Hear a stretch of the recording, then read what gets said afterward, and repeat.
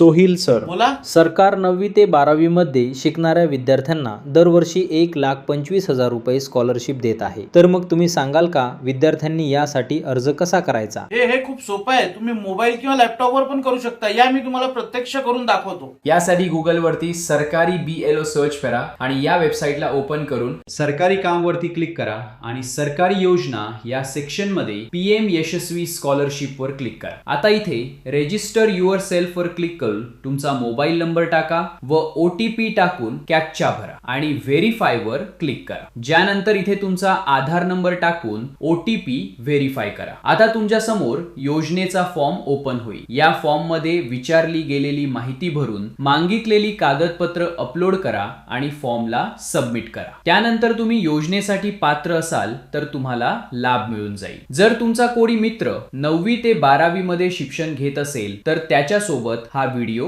नक्की शेअर करा.